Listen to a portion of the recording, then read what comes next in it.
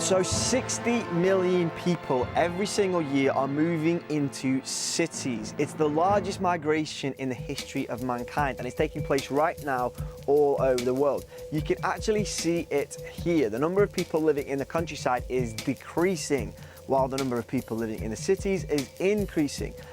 So in 2008, you can see right there that for the first time ever, more people lived in the cities than in our countryside. The UN have actually said that by 2050, 85% of the entire global population will be living in a city. And when you think about how fast population is growing, that is pretty incredible.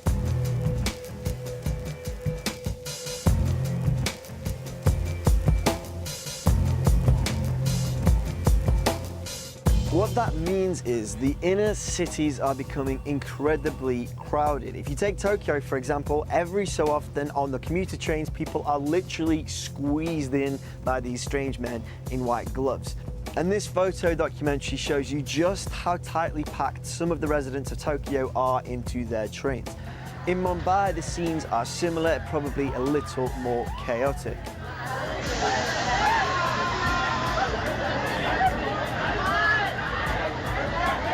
In Hong Kong, there's such a lack of land area that the only solution has been to build upwards in these dense, tightly packed skyscraper cities where people live in tiny, tiny apartments.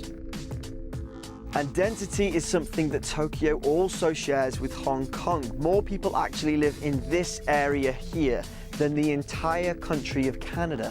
And the way they actually do that is to have very small apartments. If you're a young person in Tokyo trying to make your way in the big city, very often people live in these tiny, tiny apartments, often just 2 meters by 2 meters. They're small because the cost of living in an inner city is getting very, very expensive. Take this apartment in New York, for example. It has just 1 bedroom. It has what the estate agents describe as 1.5 bathrooms.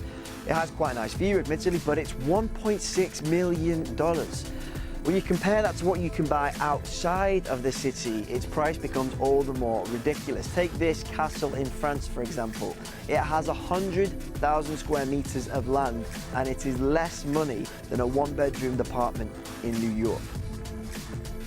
The biggest city in the world is Shanghai, with 17 million people living inside of the city. So that means that every year we are increasing our urban areas by more than 3 Shanghai-sized cities. All of those people have to go somewhere, so we are turning huge areas of this planet into an urban sprawl, and you can actually see that taking place on these satellite photographs of Las Vegas. And over in Shanghai, the story isn't much different, with this huge area very quickly succumbing to concrete. And when you view satellite pictures of Earth at night time, the way in which we live becomes all the more clear.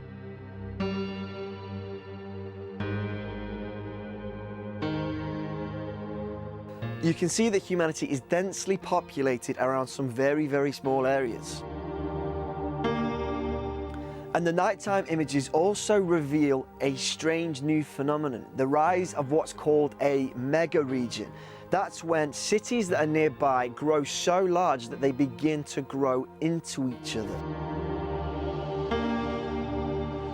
This is the one in the northeast of the United States, and it includes Boston, New York, Philadelphia, and Washington. They're all growing outwards, steadily forming a mega region. And this is the Yangtze River Delta in China. It's this massive area being taken over by multiple cities. They're all growing into each other to form a massive mega region. And it's home to more than 88 million people. It makes it one of the largest and most dense populations of humans on the whole planet. And if you thought this was a rare thing, it's actually beginning to be quite common. In the United States, it's predicted there will be 11 mega regions. And here in Europe, there's a mega region developing that starts in Liverpool and stretches all the way down to northern Italy, and it's thought that it could have up to 104 million people living in it.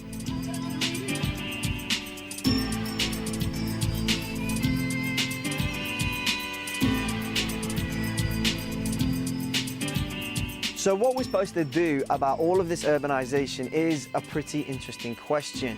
Famously in New York, the option has been to build up, and we see this in Tokyo and we see this in Hong Kong. And we're actually beginning to see the rise of truly massive buildings.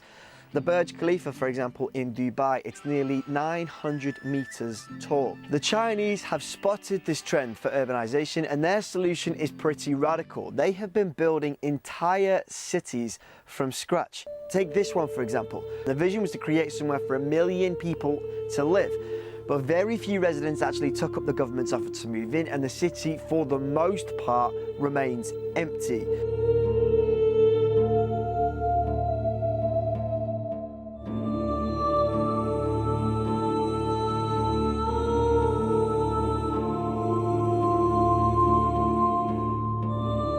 China's construction of cities from scratch isn't just about alleviating crowded living conditions. China is obsessed with economic growth, and it's been doing this by funding massive infrastructure projects like this one. But the pace at which people are moving into cities means we do have to build things quite quickly, and again in China they've solved this problem. This 30-story skyscraper was constructed in just 15 days.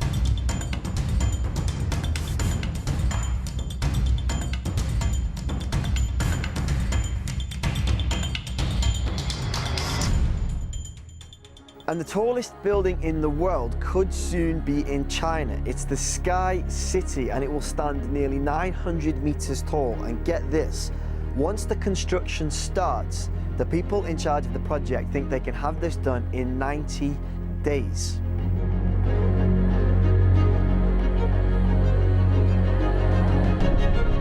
Another option is to build outwards, to actually build false constructions in the sea. Tokyo has done some of this in Tokyo Bay, but famously, of course, Dubai have tried this also with their Earth Islands project. Introducing the most innovative real estate development on Earth.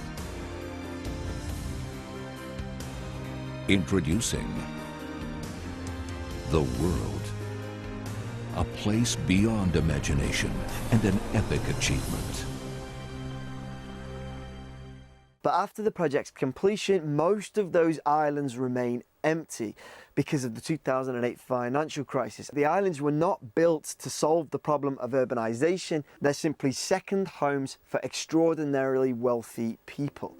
But their failure hasn't stunted the ambition of other engineering companies. One Japanese firm recently announced massive plans to build these huge lily pad-like structures to float around the equator in the sea.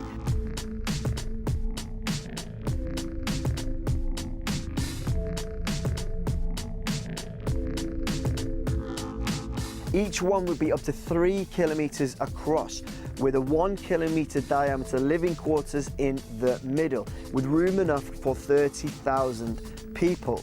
The idea is that many of them could float in tandem to form huge cities in the sea where we do not lack space. But there's one huge catch: the price tag. For one of these, you're looking at a price tag of around $317 billion. And when you consider that the Dubai Earth Islands project cost $14 billion and that the International Space Station cost $150 billion, justifying spending that amount of money on an unproven project is going to be difficult, if not completely impossible. But the islands do have one redeeming feature. According to the designers of this project, they are self-sufficient. So everybody living on that pad would be able to feed themselves with the technology available to them. And that is one of the interesting problems we're faced with when we construct cities. Take, for example, London. In that space that you are looking at, 8.1 million people live there. But their ecological demands are much bigger than that. In fact, this is the amount of land that's required to keep London going. It's called an ecological footprint, and it's a handy way of figuring out just how much of Earth's resources are required to keep a particular system going, in this case, London. If you do that on a planetary scale, Earth is currently using about 1.5 Earths worth of stuff. So the future looks like a place where we're going to have to make our cities bigger, but we're also going to have to make them have a smaller impact on Earth. That's a big engineering challenge. Who knows how it's going to be done? So if you guys have seen any interesting solutions to this huge problem that we're faced with, send them to us and we might be able to make a follow-up video to this one of all of the interesting solutions that have been proposed. Thanks for watching and we'll see you guys again next time.